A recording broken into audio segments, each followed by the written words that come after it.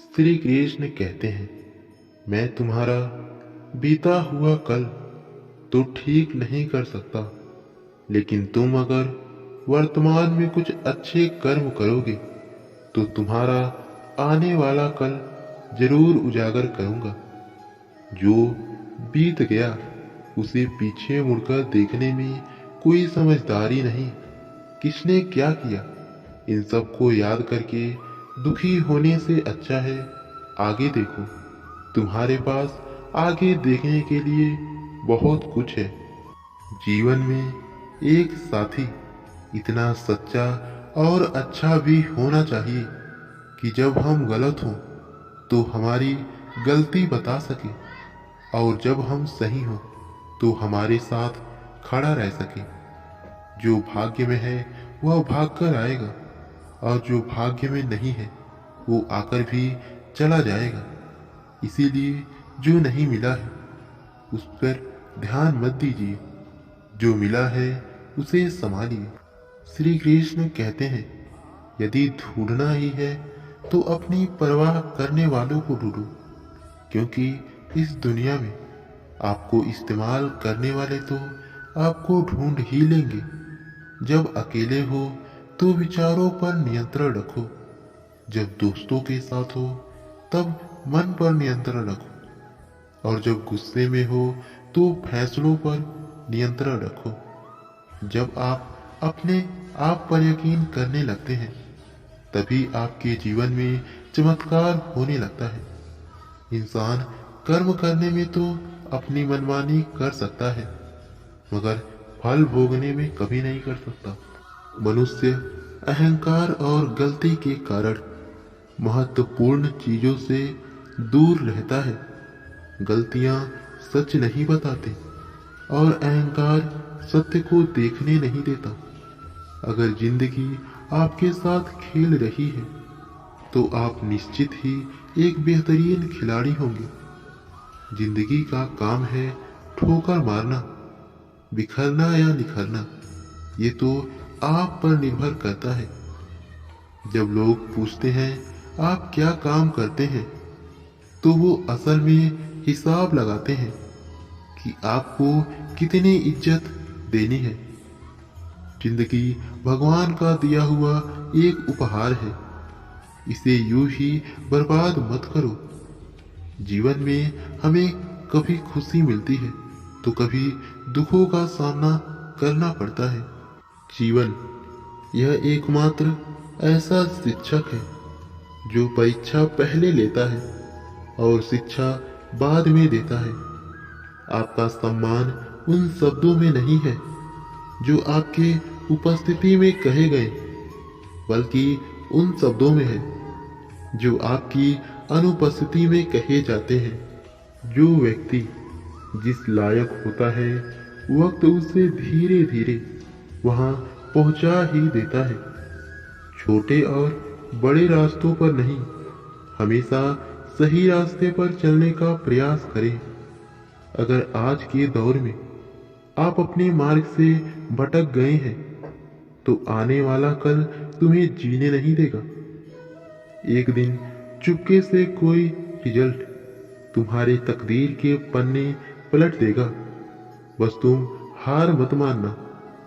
बहानेबाजी से आज तक किसी का भला नहीं हुआ है, और न ही कभी सफलता मिली है, और न ही कभी मिलेगी। जीवन में सही समय कभी नहीं आता।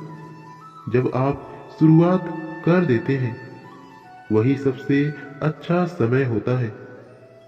उत्तम से सर्वोत्तम वही हुआ है जिसने आलोचनाओं को सहा है। दोस्तों, एक गांव में दो किसान रहते थे। दोनों एक जैसा काम करते थे और दोनों ही बहुत मेहनत किया करते थे।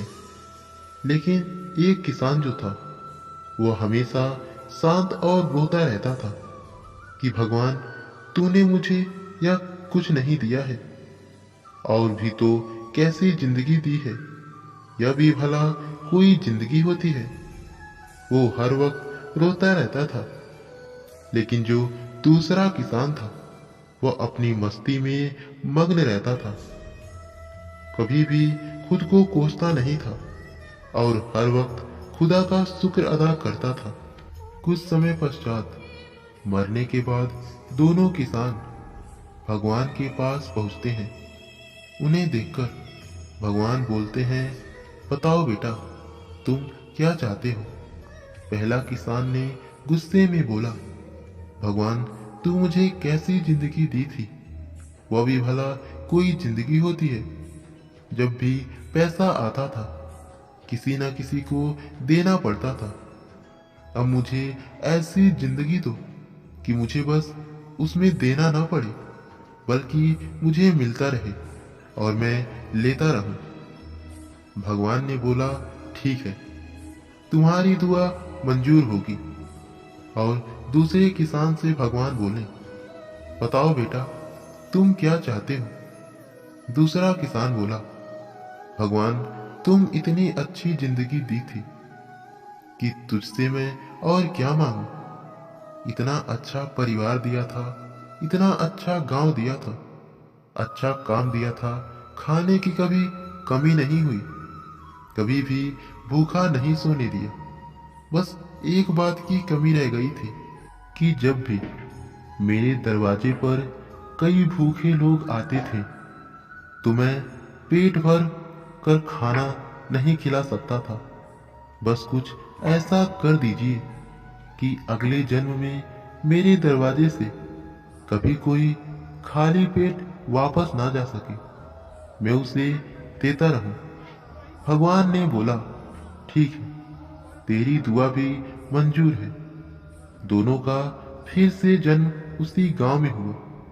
दोनों बड़े हुए और पहला आदमी जिसने कहा था कि मुझे कभी भी किसी को कुछ देना ना पड़े, बस मिले और मिलता जाए, तो वह उस गांव का सबसे बड़ा भिखारी बन गया।